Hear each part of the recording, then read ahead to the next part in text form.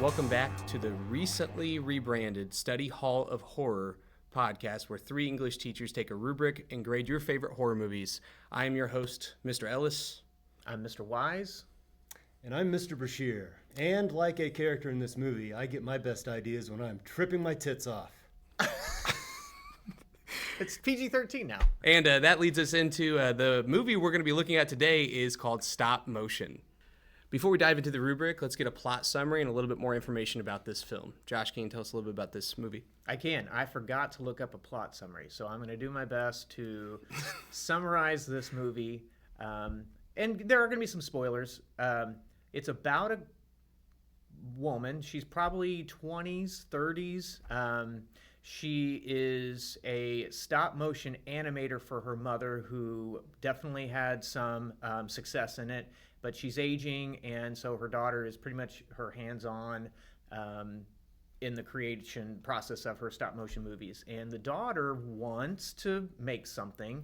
She ends up getting a partnership with a girl in a building that her boyfriend is letting her stay at to make this new movie. And she slowly slips into a surreal world in her own head. And by the end of this movie, there are lots of dead bodies and lots of puppets. Perfect. And an egg. Yeah. What a plot synopsis. Yeah. Along with that, Shane, can you give us some information about this film? The director's name is Robert Morgan, and this is his first full-length feature movie. I did my homework, unlike some people at the table, and I watched 15 shorts by this guy.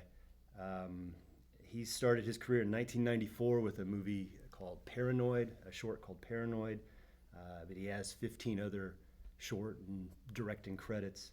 I didn't realize I had any exposure to him at all, but I did see there's a movie called The ABCs of Death 2, which is an anthology film. Has either of you seen that? Well, I've seen the first one. There's a second one, yes. And it's kind of a clever idea. It is 26 different filmmakers who each get a letter of the alphabet, and then they make a short. Most of them are horror, but some of them are just kind of a macabre humor. And he, in part 2, did one called D is for Deloused. And I looked at my notes when I wrote about that movie a long time ago, and I really liked that one and wanted to see more from the guy. So I was pleased to dive in and watch this guy's shorts. My two favorites are Bobby Yao from 2011, and then The Man in the Lower Left-Hand Corner of the Photograph from 1997. I thought those were his strongest two. They're very dark, but he also, you can tell, has a kind of sick sense of humor that at least appeals to me. I did see a quote from him where he says he is not a dark person, but, quote, just likes to make films about the fleshy abominations having a really bad time. His influence are people like Todd Browning, the old director, David Lynch, the Quay brothers, who may come up later, Francis Bacon, Poe, Cronenberg, Polanski.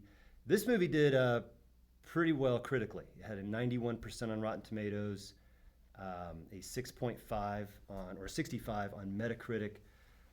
It won a couple of awards. It won a Chainsaw Award, which sounds, I wouldn't mind winning a Chainsaw Award.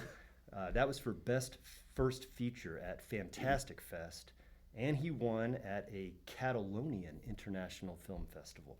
The little girl in the movie, she also won a Young Artist Award. Oh, so she's pretty good at it. Is this his first feature film? This is his first feature film.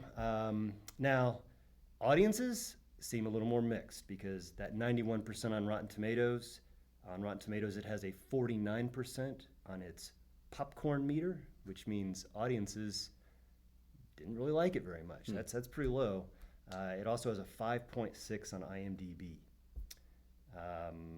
Any questions? No, it pretty much covers it. All right.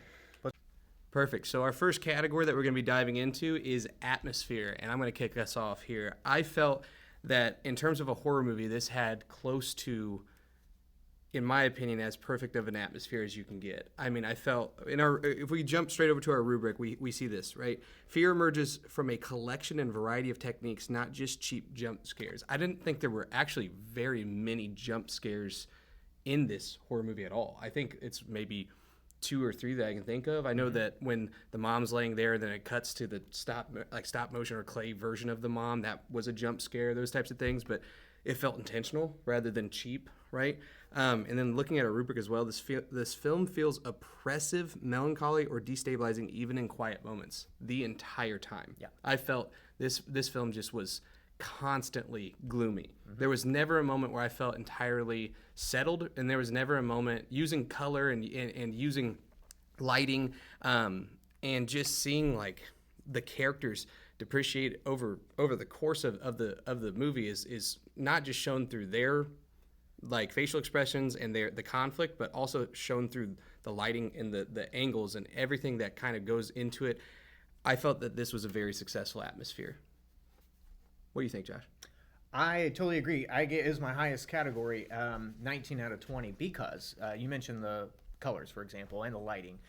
We get introduced to our protagonist in some kind of dance club, and there's this strobe, these colors lighting her up. And I was able to just go ahead and start making inferences on what kind of character she is. I mean, you can take from that maybe there's different personalities to her or different sides to her at the very least. So I knew that she was going to be a really complicated character just from the director with no dialogue too. I thought it was really smart to just give us this imagery and what the lights were doing. They were telling the story of who this character is. I think my number one point to this atmosphere was the sound. And for those people out there who don't know about sound effects, right, the FX of movies, you should look up some of these FX people that create folios. They are, in a room using high heels and using these different things to create the sound that we think we're hearing on camera, when really what's happening is the camera's rolling, there's all this extraneous noise, but in a studio, they create the sound that we hear. Something that I thought was so brilliant that this director did was we learned the word armatures. I can't remember the pronunciation of it. Armatures, whatever, and that is the skeletal structure within these puppets that they're using to do these stop motions, right? So you bend it a little bit, and the metal skeleton stays, and then you bend it, and the armature is what allows that, and there's a squeaking noise to these armatures as they're getting manipulated. Throughout the movie, as she slowly slips and slips and slips away from her, sanity, as other people are moving, or as she is putting her hands on them, can I put my hands on you? You can hear that squeaking. I'm not gonna squeak though. Oh, I bet. sorry. Well, anyways, I just want to put my hands on you. The idea that she's manipulating these others, or that she wants to, as they were puppets, that was all done through sound. That wasn't spoken. That wasn't in, a piece of dialogue. That wasn't fed to us in any other way than the sound of the movie. The wetness of the puppets. You could hear this.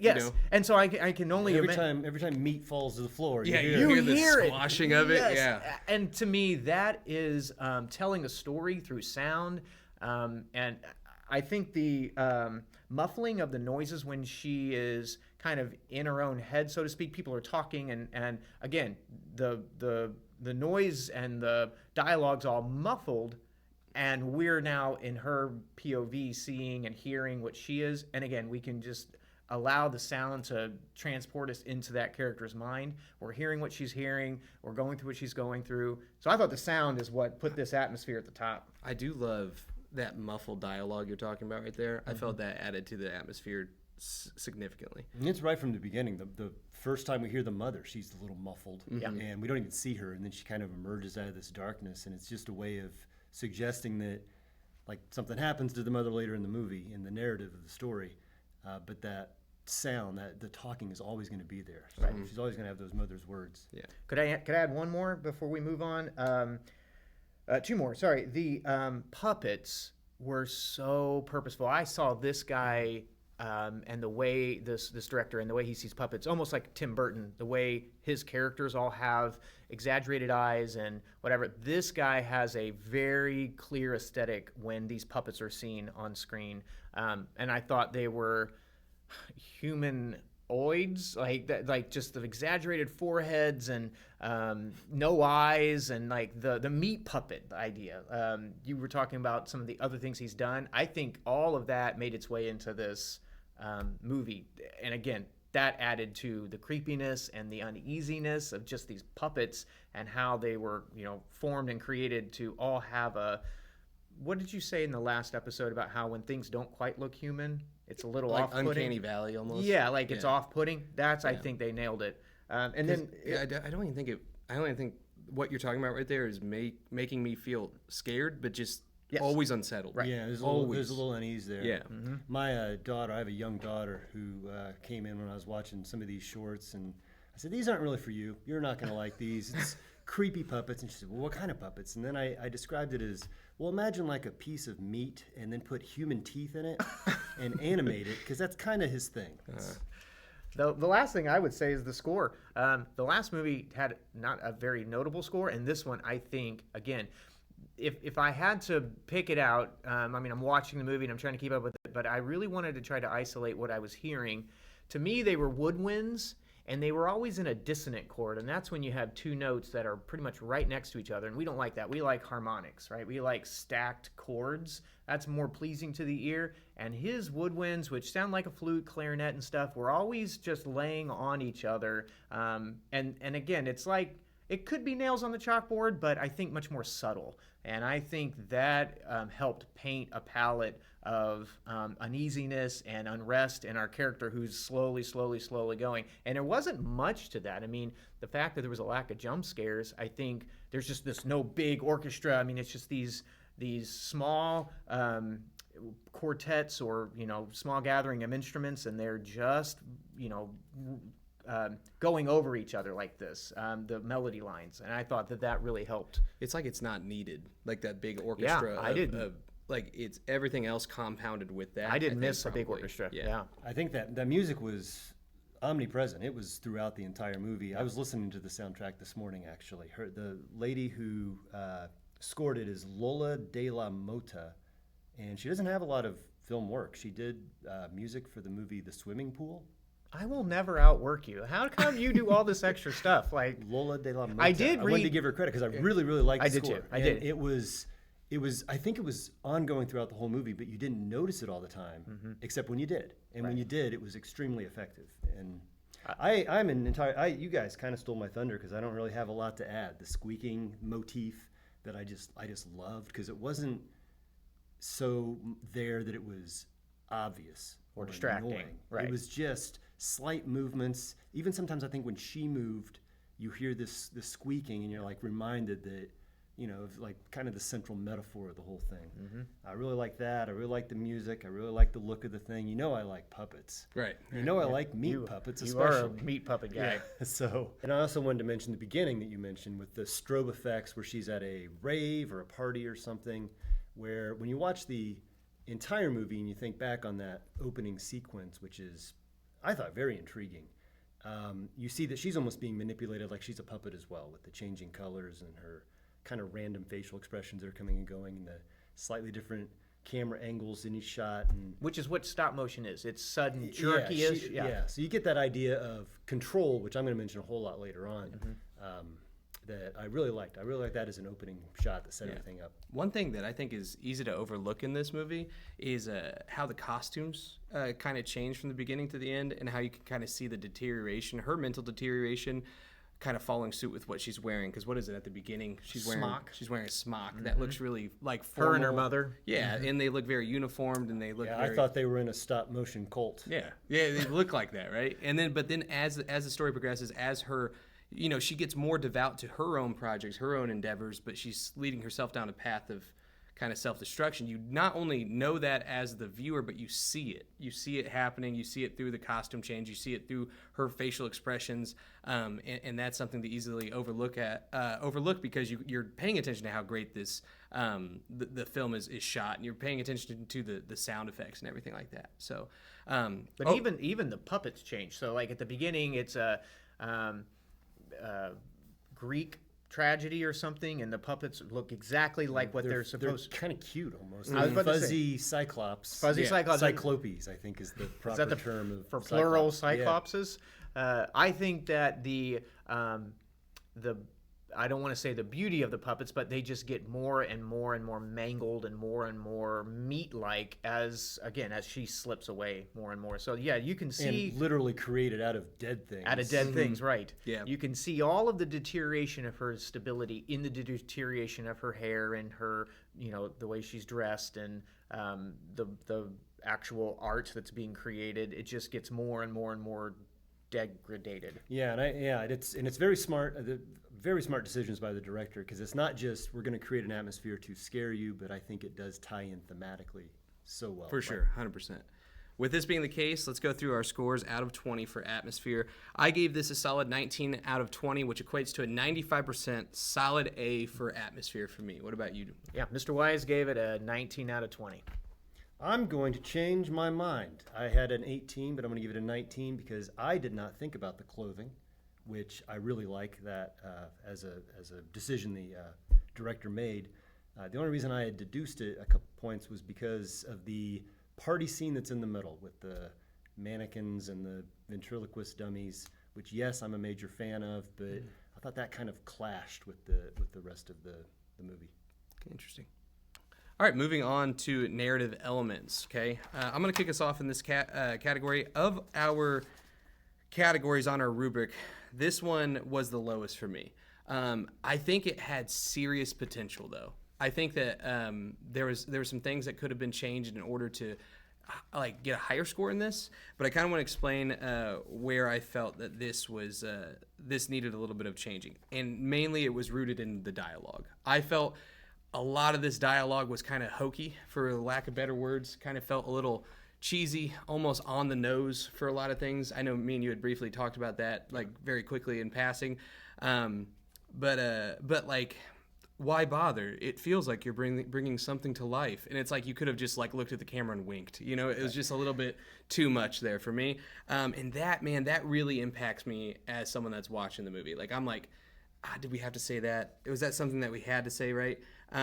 Just a little too obvious. Yeah, a lot of times. Yeah, and that really harmed it for me. What'd you think? Can I throw this out there? And I wanted to challenge these guys before we got on camera, and they really, tried to slow me down so that we don't lose a great conversation piece. I'm curious of what the audience might think about eliminating the script altogether. Let's just say you film this movie and you have these characters interacting, and you start to learn that one's the mother and one's the boyfriend, and you can understand what's happening to our character about her losing her sanity. And when you take the script out, when you take out all that obvious dialogue, there's a moment where the mom is in a hospital bed and she yells at her daughter that you're just a puppet and you're my... I mean, again, it's so obvious that it detracted from kind of the seriousness of the film. How would you guys feel? And if we take the script out, I know that would be not a movie for everyone. I think some people would really get frustrated with that. But Shane introduced me to a movie probably 10 years ago that had no dialogue. It was just the interactions of people in a town, and you do understand. I guess think of a play that's done in pantomime that doesn't have, I think Our Town is a famous play that doesn't have much of a stage production, and it's done a lot through pantomime. Would you guys feel like this movie would have been better if you just take out the script? Maybe. I'm trying to think, if you watch this movie without the sound on, say the sound on your television is broken, you would be missing out a lot because as we talked about, the part of the atmosphere, the sound effects and the score, which we all really like that. But I don't think we'd be missing anything at all without for the dialogue, hearing the characters. Yeah, so the story would still make complete sense. Well, do you think it would be as obvious or on the nose with the little girl and her, that internal, like that internal battle being brought to life, do you think that we'd still get that same effect? I guess that's a good question, but yes, the answer I think is it would still be there. It would be present.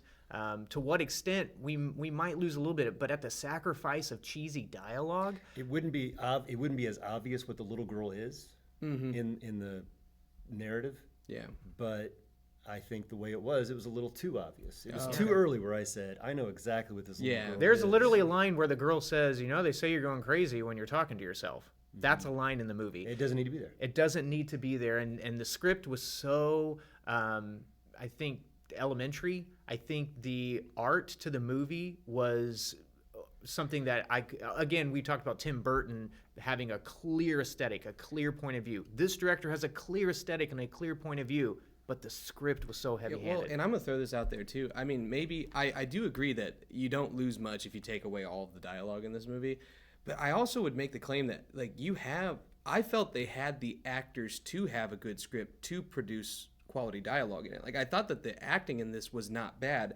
The script was bad. Oh yeah, I don't blame the actors. Yeah. That's why I say the script. Yeah, with that, it's either do we take the script away, or is this something that we could just go back and rewrite some of this dialogue and we'd all be happy? Well, and think Maybe about a little more minimalist. Yeah, and I think about the aha moments that you have when you're watching a movie, and those beats where you as an audience member figure something out, right? We would have had 3 or 4 of those. That's the mom. Oh my God, that's the daughter. That's her psychosis talking to her. We would have had a much more powerful watch, and I think an experience with this character and being in her shoes. And again, it's a much more daring, original idea to take the script out, but I think that's exactly what this movie could have done. Now, one thing I will say that I thought in terms of narrative elements that worked pretty well was the transitioning of settings. I did like getting put into the place of the stop motion puppets, and then back to the apartment, and then back into this club, and then back, the back and forth of the different settings. I think setting wise that was a great experience as a viewer. Again, it just, everything for me went back to the cheesy dialogue. What did you think, Shane? Yeah, I have very similar thoughts. The setting changes were because there weren't a lot of settings. There was her puppet set, the apartment, the initial place where she and her mother were living and working. The hospital. Not a lot of sets though, and I thought that those were used well and with intention. There's a lot with the narrative elements that I think would, if you look at it just as a story, you could say, well, there's not a lot that happens here, and it's very fragmented. But I think that's by design and kind of part of the cynical meaning that's behind the entire movie.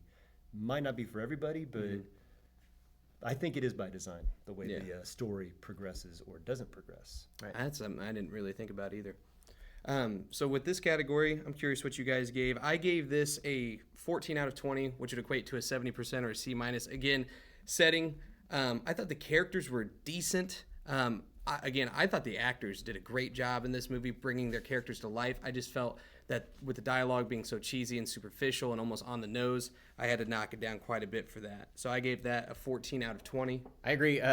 When you talk about character, I thought she was a very frustrating character, as a matter of fact. And if we take the dialogue out, this might have raised it. But she even says, I don't know how to do anything else. When they ask her, why don't you have a job or something? And it's like, you don't do anything else? I mean, that, again, is just a bad line. I don't have it in me without somebody else telling me what to do. Right, I rest my case. She articulates that. She's a frustrating character. I did not love her as a protagonist, as far as someone who I could see in the real world. I'm not saying there isn't a point to her and that she doesn't have an arc. I'm just saying I didn't really like the character in her sanity. I liked her way better when she was insane. But when she was, when she was saying it, You've got a type. She was helpless.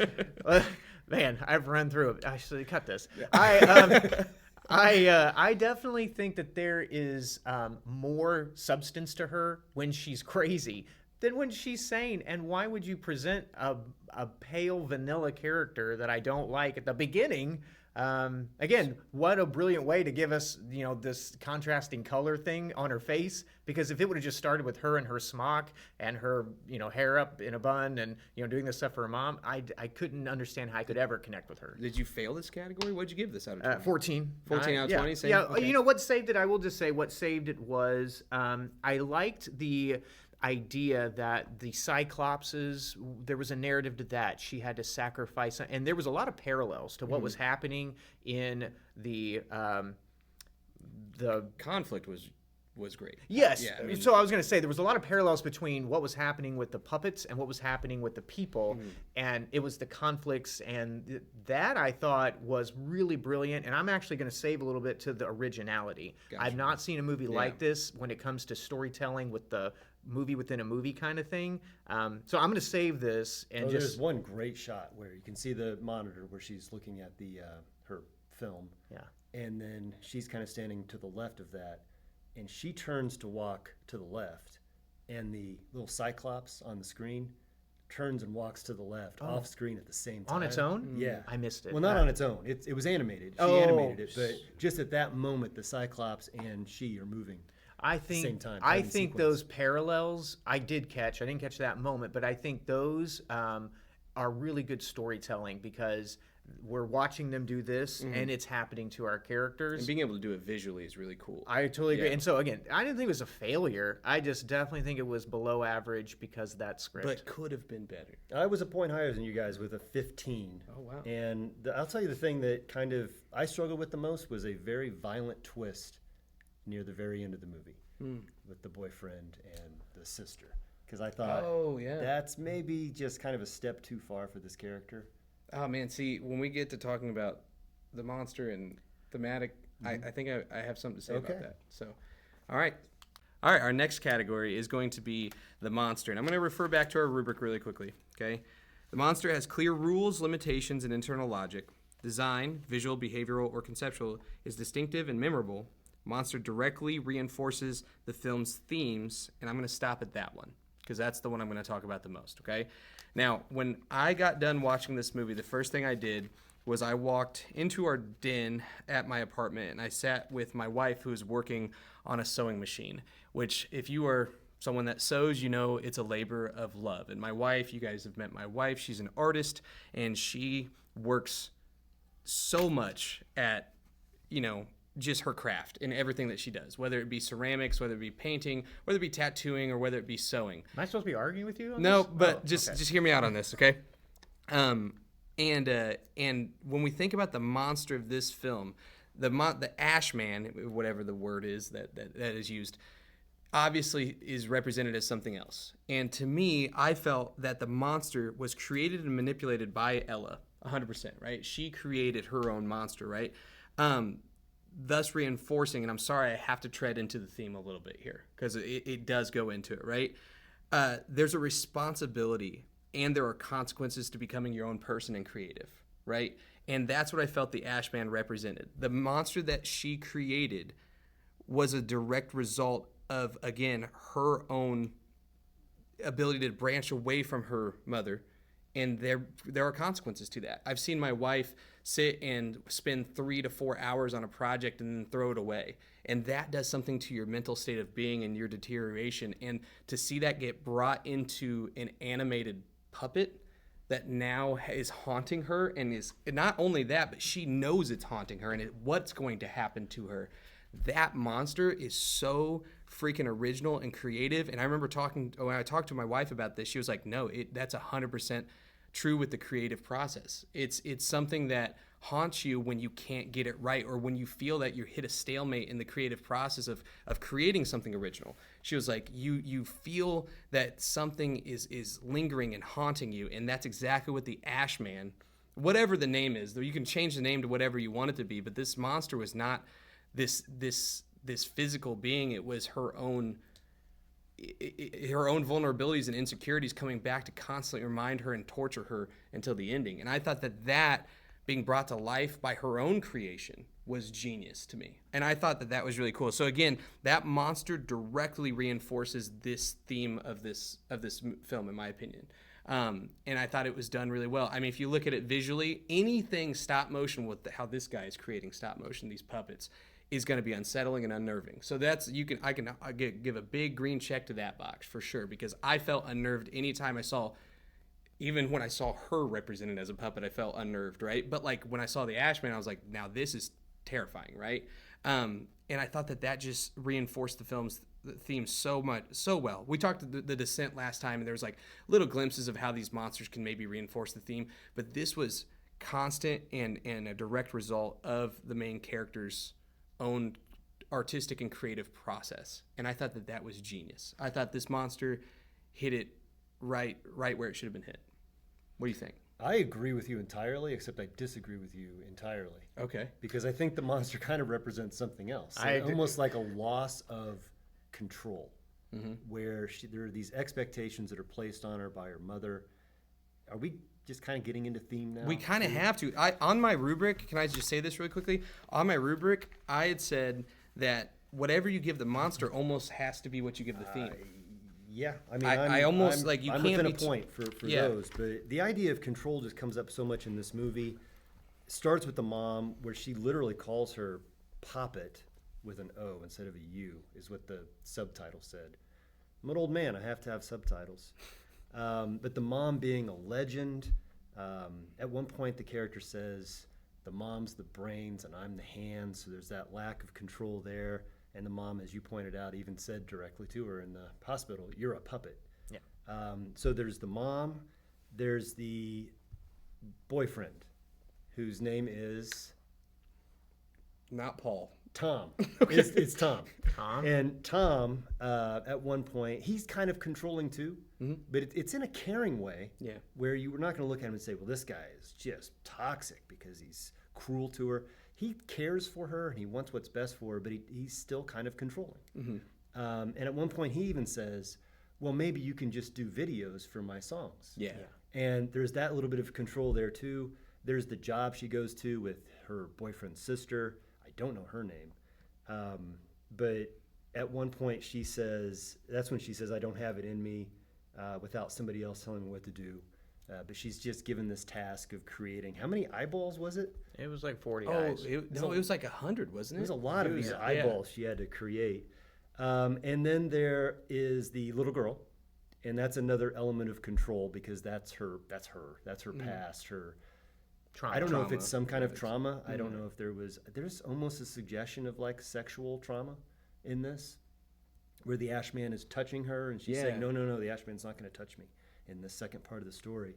But that little girl, she comes in and she's burping and she's slurping on a juice box. Throws the trash on the ground. Throws the trash on the ground, and she's just rude. But she's the person. Because that's how your past is sometimes. It's just rude. Yeah. So there's that, the childhood experiences that you cannot escape that also kind of control you and who you are and the person you end up being. At one point, it's her imagination that is mentioned as controlling. The mom says to her, she calls it her morbid imagination, and the mom says to her, "I can control it, and you can't." Yes. Which was a pretty good line, even though it does kind of spell out things like we were talking about. And then there was even a reference to drugs at one point.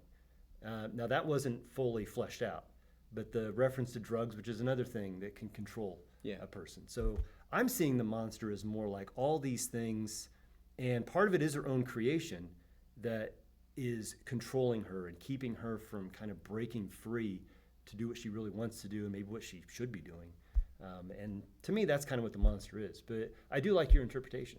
I was about to say, when you said I agree with him, but I disagree, I completely agree with you. I think the idea that this monster could be the dedication and the sacrifice that you have to give up in order to bring something, a piece of art to life, to fruition, completely agree with you. But I disagree with you because the script, again, it put too many parameters on this monster, and then they dropped those things at the third act of this movie. For example, he comes 3 times. Why? Like, that isn't really explained. And everything you guys are saying, if you take that 3 times out, those interpretations can live. But now I'm putting these parameters that the movie gave me and the script gave me. He's a man no one wants to meet. Why? Well, no one wants to face their own vulnerabilities, insecurities. Okay. I do think that could work with your interpretation, and then the control. I guess it could, but by the third act, there's this heightened tension that the Ashman's actually going to arrive, and I didn't really see the culmination and the resolution of him arriving. There was a lot of surreal imagery at the end, which we're going to talk about when it comes to theme. But the monster itself, can I just ask you, is the monster the Ashman? I hate to be this guy, but I feel like I'd have to say yes and no. I mean, is the monster of this film the physical puppet of the Ashman? I mean, I would say probably no. It's more of what the Ashman represents. So I would say no and yes. So then, for the same reason. So then that's why I had to knock it down. That's why this thing can't live in an A category, because the parameters are so slippery. If we're talking about all these interpretations, which by the way, good for you guys. I didn't have much of one. By the end, I was kind of like, I don't know what I'm supposed to take away from this. I did have a theme. Yeah. I'm not saying I didn't have a theme. Now, see, can I say this real quick? The reason you're saying, like, because it was so interpretive, knocked it down for you is what brought it up for me. Because the fact that if we walk away from it, I'm not dogging on, slashers or anything like that. But if we're looking at Michael Myers or something like that, I'm not walking away from Michael Myers as the monster going like, man, like, I feel like he really represents the creative process and how like, you as an individual hold power and like. The fact that this made me think, this monster, the Ashman, made me think and have a conversation with my wife, who is a creative and who has battled a lot of these same things that Ella battled throughout the course of this film. The fact that was created and produced and put in front of me, I thought that was, again, reinforcing the film's themes and just such a layered and complex thing to do. So I would just say, so this is a monster that could be recreated for another movie. The Ashman? Yeah. Could it? Are you asking? Yeah. No, I don't think so. I don't think so. I think it's very personal to this character and her situation. And again, that is another thing that I feel like bumped it down for me is the monster a monster for humanity, or is this just this movie that's created this Ashman, which, by the way, why is it called Ashman? Like, there was just so many things to this monster that, again, the mental illness is clearly there, we could talk about theme, and I think that it was carried well into the third act. But by the third act, I feel like a lot of the rules that were set up for this Ashman, he comes 3 times, blah, blah, blah, blah. The little girl is making up what happens next and what happens next and what happens next. I did not see the loose strings tied together at the end, and it just made me feel like, was this a monster that I'm supposed to apply to myself? Am I supposed to apply it to humanity? No, I don't think so. But I think it's relevant that it is the little girl who's telling the story, because it is from her past. Sure. And the way I kind of see it is maybe the Ashman represents something that is repressed, where he's the Ashman because we are supposed to, burn away all this stuff from the past. It's not supposed to haunt us. And he's made of dead things because it's supposed to be stuff that we've killed off, that we don't have to worry about anymore as adults. But it's here in her life as an adult, probably triggered by what's going on with her mom. And a prospective trauma, and then it's kind of just all coming to life again in that way, and she's the one who's bringing it to life. But that's kind of the way I see it. I saw it similar to that, but again, I know I keep hyperfixating on the creative process and creatives and the creation of things, but again, I think that's what our director really wanted us to look at as something that's he does and explores in his short films and this full length film as well. Georg Buchner. Can I quote somebody? Yeah, go ahead. We are only puppets. Our strings are being pulled by unknown forces. What made you want to quote that? That's deep. I wonder, because I think that's what this is about. Mm-hmm. Now, in this, I don't think it's unknown forces. I think we kind of see what's pulling her strings or what's controlling her. But I thought that goes right along with the theme, goes right along with what this monster represents. I 100% agree. And with the Ashman, like, being it has to be made of dead things. Again, I see this as someone that is haunted at what happens when you run away from the consequences of what happens to be your own own person and your own creative individual. Like it's at the very beginning. At the very beginning, when she's like, "Well, I have a few ideas, right?" And then the mom's like, "Well, what are they?" And she can't articulate it. she doesn't have ideas, right? In that sense, that's almost like the creation of the Ashman, right? Like it's like this, her everything she has is dead. She can do it. Her ideas, her creative process, it's dead, and it's gonna come back and haunt her, right? I mean, that's how I saw the Ashman. Should we here? I'm gonna throw this at you guys. Should we give our scores for the monster and just jump straight over to thematic value? Because I feel like okay, that's why I feel like it kind of goes hand in hand here. So. For the monster, for me, again, because it directly reinforces the film's themes, in my opinion, I gave this an 18 out of 20, a solid A- for this monster. Josh? I gave it a 12 because of the slipperiness. By the end, I lost all grasp of identifying how this monster was an antagonist or how it was holding our character back. I really just saw it as a mental illness thing, and I thought, and I could have thought wrong, I was predicting that there was going to be some kind of culmination and appearance, even if not physically, some way that this Ashman was going to tie all these things together, and all we got was some surreal montage. Well, it eats her. Right? Yeah. And then, I then mean, she ends in her. I gotta say, I like that the Ashman wins, as cynical as that is, as depressing as that is, as an ending. It's the reality she's in the box as a puppet. Mm-hmm. There was a reference to that as well. I gave this a 17 for the monster. I really like how the monster evolves. I don't know if that's the slipperiness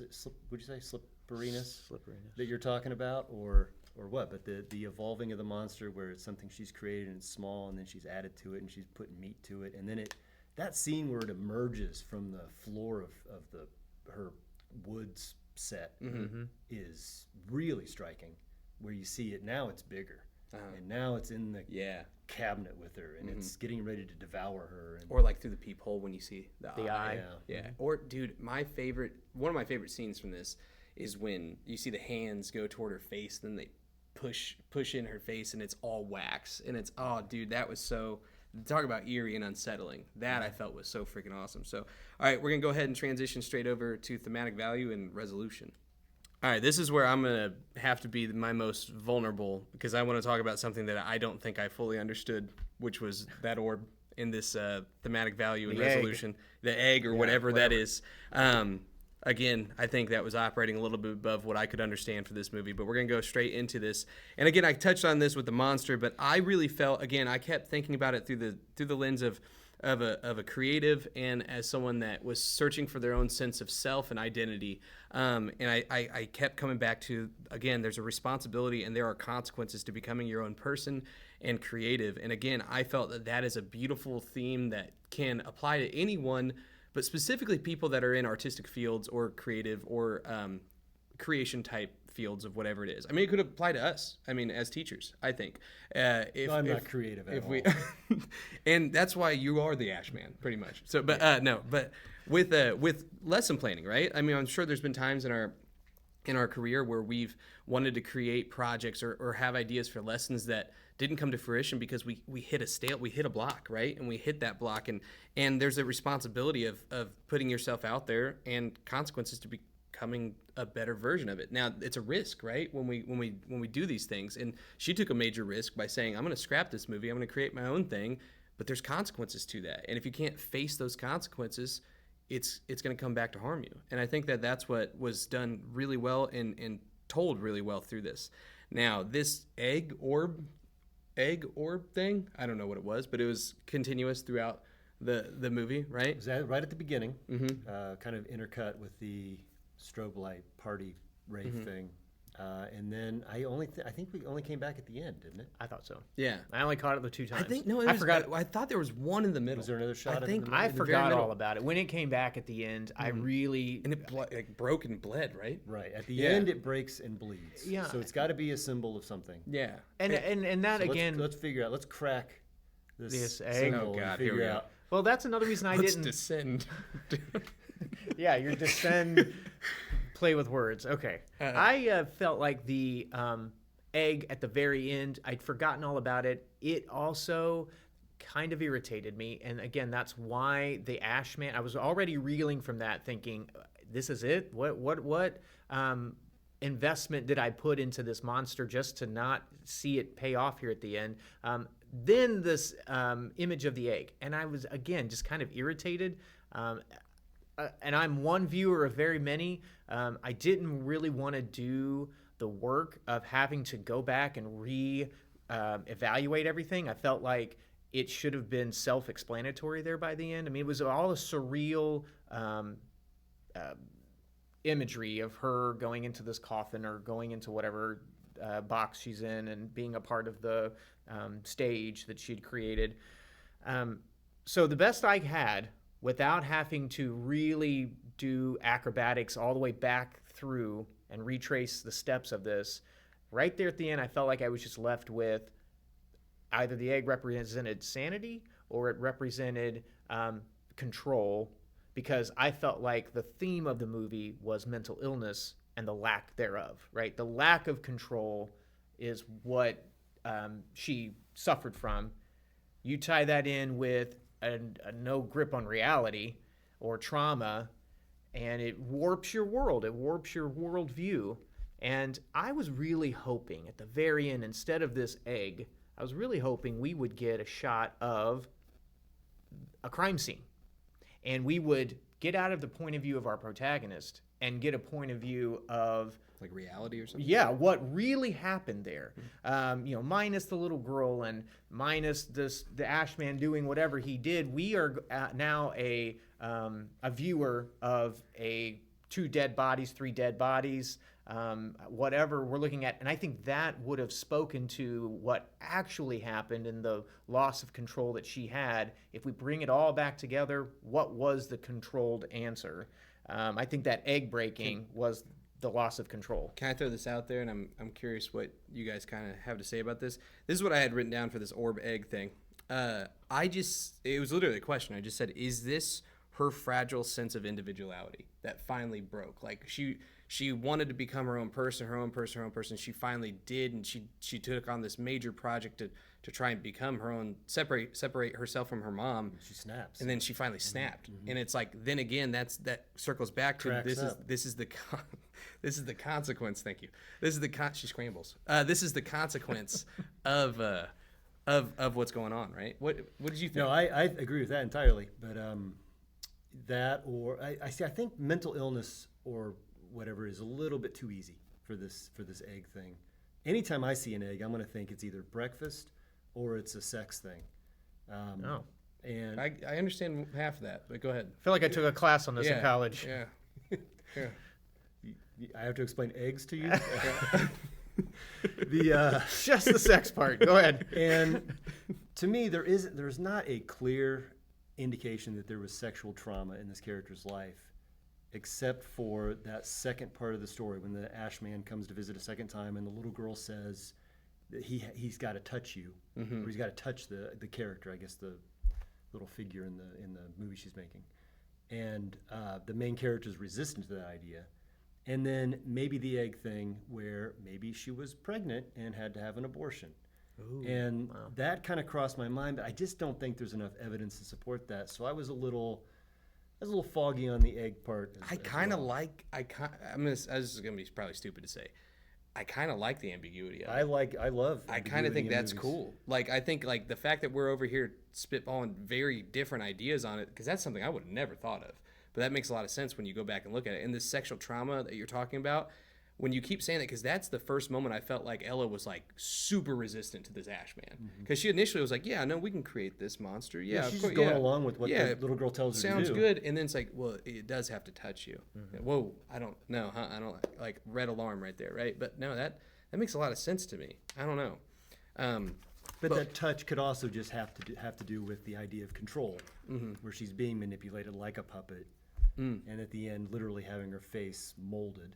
Gosh, that's such a good scene. Okay, overall, is there anything else you wanted to add? The resolution and thematic value? I don't think so, but I did like the use of motifs in this movie. So, echoes.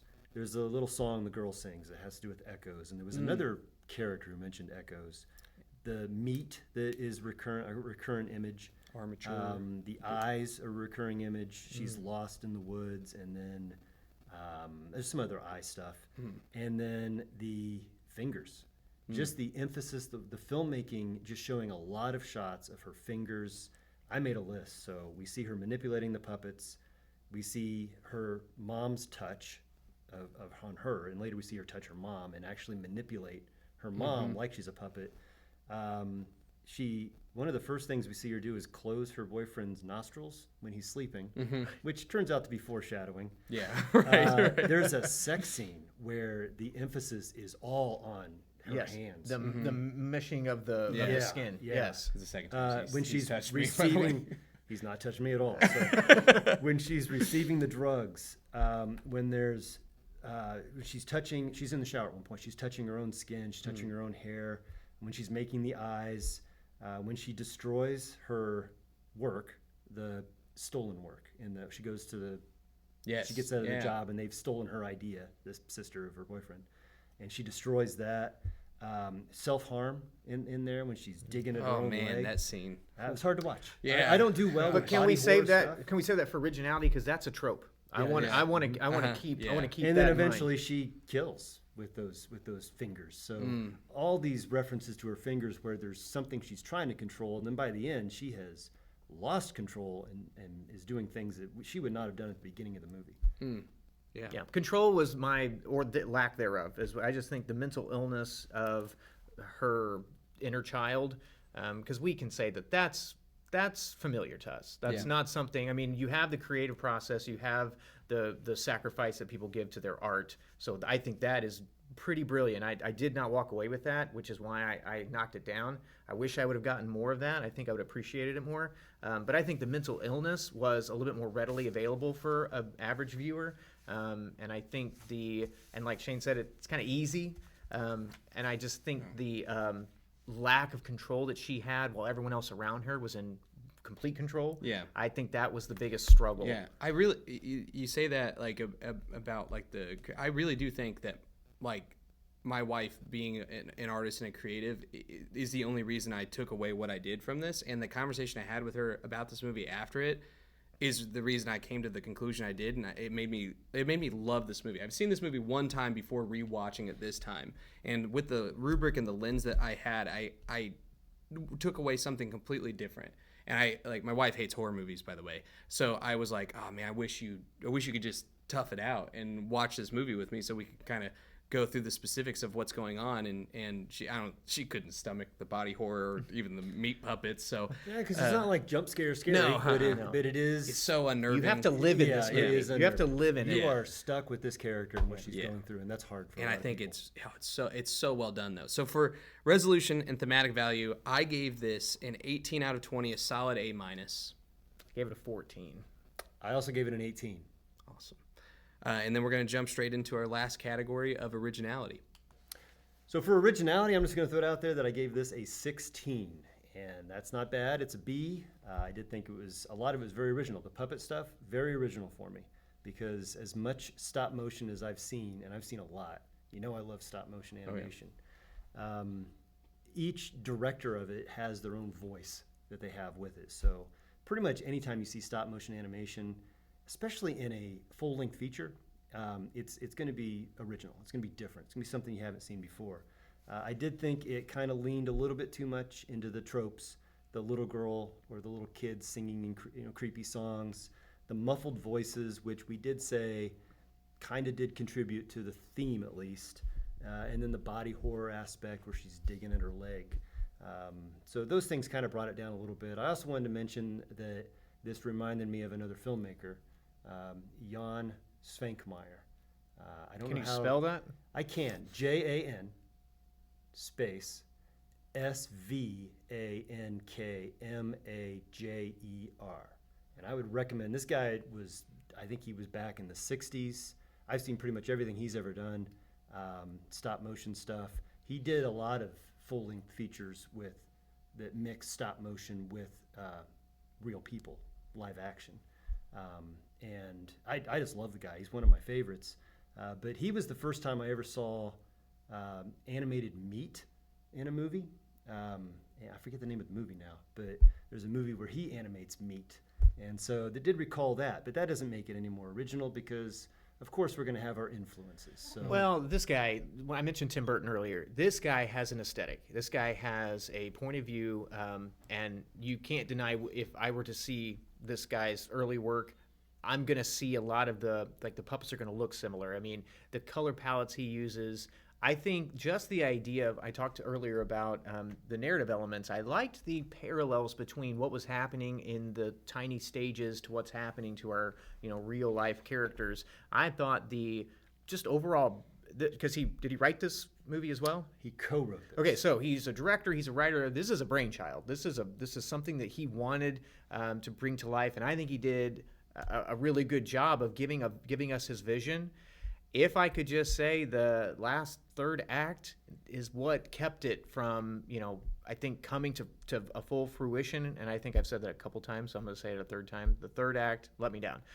But the trope of her digging into her leg, I literally got some phantom pain from that. And I think that the intentionality behind maybe the little girl was singing and whatever, I think he did his absolute best to make everything purposeful when it came to creating unease and creating what a horror movie could be without, I'll just go in, cut off the heads of all these teens and I think the intentionality of our protagonists and our characters, I did, the one part that kept it from being an A, I think, was the little girl being killed at the end, and the boyfriend and the sister getting killed at the end. I think the boyfriend and the sister was stupidly gruesome. The tripod through the neck, and then she chokes him, but then she kills the little girl, and it's quick and almost not painless. I felt like that wasn't heightened enough, and it could have been a little bit more gruesome to kill this child. And I think he dropped the ball. I think he dropped the ball there. What are you laughing about? You never thought about the things we're learning. One, he doesn't like to do the work. I think that's been clear. Two, he apparently wants to see the gruesome deaths of children. We're teachers. Did I mention we're teachers? This guy's educating your children. All right. I'm right there with you guys. That B range of originality. I gave it a 16 out of 20. The one thing that I felt carried it in this category was that this was a creative risk. Like, this was a huge risk. I mean, stop motion. This could have been a really bad movie. Like, just it could have been done terribly. You can tell, and you probably know this more than me, but I mean, how much work goes into stop motion. Like, it's a labor of love, and that had to have been a very, very daunting process to create. And I thought that was really, really smart to incorporate in this film. Again, similar to what you guys are saying, I felt some of these tropes were just kind of forced. And again, I felt like there was just someone sitting there being like, well, if it's a horror movie, there should be a little girl singing. And, if there's this happening, then this should happen. It's a horror movie. It's almost like, again, going back to dialogue and going back to these characters and some of the things that happened. And I like that you mentioned the death of what the boyfriend and his sister, right? Tom. I thought Tom and his sister. I felt that was just not needed almost. I felt it was just like, that was just like a trope of like, everyone's gonna die, everyone has to die. No, they didn't. There was one character we cared about this whole time, and I felt like just getting her resolution. No, I'm kidding. I cared about Tom. Tom was my favorite character. Just seeing her resolution is really what I cared most about. So the originality, that's what knocked it down a little bit for me. Almost her alienating herself from these other people in her life would have been enough. We didn't have to kill off the other characters. Right. Yeah, 100%. I agree. Way. All right, what was your overall? Overall, let's put this thing in the grade book. All right, throwing it in the grade book right now. Oh, that's what we should say. All right, we're saying it now. This is going into our grade book right now. Atmosphere, I got it at 19. Narrative elements, 14. The monster, 18. Originality, 16. And resolution thematic value, which comes to a solid 85%, which is a B. Again, I do need to say this. The script is, for me, the only thing that held it back from being a really, really solid A. This is a movie that I would 110% recommend to people. I wouldn't necessarily recommend it to people. I think the horror is not for everyone, and the interpretation work that you have to do at the end of it is what actually kept it from being be in my book 78%, just because. Did I mention I don't like the third act? The third act was a little bit too loose, and I think that if you're going to end an essay or end a book or end a movie, man, whatever feeling I'm left with, it doesn't matter how good the first part is. I mean, if I'm left a little bit confused or a little bit frustrated, I think that might carry over into my overall takeaway. So I gave it a 78%. What did you think of the third act, though? Haven't mentioned the third act? Yeah. My phone storage is going to go away. This is strange, but I'm almost aligned with you. 19 for atmosphere, 15 for narrative elements, 17 for the monster, 16 originality, and then 18 for resolution and thematic value for the same total you gave it, an 85, if my math is correct, because I had to do that on my own, as I could not find the calculator button on my phone. Check his math. He doesn't know how to use a calculator. It's probably a little bit off. That's interesting though. I feel like we have nothing in common, nor do we even like each other. Yeah, I agree. You our agree that taste. we don't like each other? I just agree with everything you just said there. So anyway, now we'll kind of transition into what we've been doing recently, and then we're gonna let you know what the next movie that we are going to grade is. All right, moving on to what we've been up to. I'm going to be perfectly honest with you. I am a wrestling coach, so most of what I've been up to here in the winter months has been preparing my athletes, if that's what you want to call them, for competition season coming up very soon. But outside of that, I've been preparing a lot for a novel we're about to teach called Life of Pi. So I'm doing a reread of that. But something I'm trying to get back into, which was recently recommended to me for the second time, is a novel called What Moves the Dead, which apparently is an allusion to Fall of the House of Usher by Edgar Allan Poe. So it's kind of like a modern take on it. I tried reading it like probably 3 months ago and gave it a little bit, but probably didn't give it enough time to really get into it. So I kind of want to, with it being recommended to me for a second time, I kind of want to get back in, like I kind of want to give it another shot. So that's what I'm that's where I'm at right now. I did finish The Stand, and I'm here to report that it's too long. I will just say Too much work? Is that what you're hinting at? You didn't read it for fun. I should have just read a summary of it, honestly. I will say the phrase "the stand" is only said in it maybe 3 times, and it is done in such a deliberate way.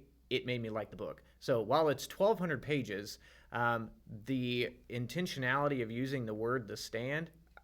I don't want to recommend the book, but I'm telling you, if you want to be a king completionist, I would say read The Stand. But right now, I'm actually going back to short stories. I think short stories are my favorite thing to read. And George Saunders is a really good short story writer. Shane introduced me to Escape from Spiderhead, so I ended up reading the book that's in called 10th of December. And then he has another collection called Liberation Day. I'm making my way through that right now, and there's one short story in that book called Ghoul. Highly recommend that. It is a social commentary with a sense of humor. Loved it. I accidentally had 10th of December on my bookshelf for like a month, and there's some pretty crazy short stories in there. And so when I saw that on my bookshelf, because a kid was organizing my bookshelf, and like, oh, what's this book? And I was like, that shouldn't be on the bookshelf. So I took it, and now it's over in my cabinet. But what about you, Shane? What have you been up to? Well, I haven't been reading. I know that. I have been wrestling, though, but it's mostly in grocery stores, not any team or coaching or anything like that. Yeah. No, I'm more of a movie guy, so I would like to recommend. I've been rewatching some short films from the Quay brothers. They are English stop-motion animators. They've been around forever. From 1979, I think, is when their career started. I was first acquainted with them in the before you were born, probably. It was the early 90s. I was born in 95. So. Yep. Yeah. So this was 91 and 93, where I saw a pair of videos they did for a band called His Name Is Alive. And very dark, minimalist stop animation stuff. They have their own kind of unique voice. So they've been around for a while. You can find 2 volumes of their shorts on Canopy, and I'm sure they're on YouTube as well. But they very abstract puppetry, precise camera movements are really cool. The music is often just perfect for going along. It's a perfect marriage of visuals and sound, and they play with light. Probably their best known work is called Street of Crocodiles from 1986. They did, in 2024, have a full-length feature, their third. And I haven't liked their other two as much. I thought they were kind of boring. But this one's called The Sanatorium Under the Sign of the Hourglass. I haven't seen it, but I'm definitely looking forward to that. But I've been watching some of their shorts because I was reminded a little bit with Robert Morgan about their work. So that's awesome. Awesome. All right. So for next episode, we're going to do something a little bit different. We've decided. What we're going to do is we're going to watch two different movies, but one is going to be the original Texas Chainsaw Massacre. Do you know off the top of your head what year that came out? I want to say 1974. 1974. But I'm not sure if that's right or not. Gotcha. So we're going to watch that movie, but we're also going to watch the reboot of the Texas Chainsaw Massacre. Any idea what year that came out? 2000. No, but if 17, if 18? Sterling Ament were here, he would probably be able to tell us. Gosh, Sterling Heyman. I bet he called me. Yeah, probably. But with that, we're gonna do a comparison of a slasher. We're gonna see. I think it'll lead to a lot of good discussion of how the horror genre has evolved. It's gonna lead to a good discussion about these tropes and if they are holding up or if they're losing value and which movies created the monster in a better capacity. I think there's going to be a lot of great discussion over these two different films.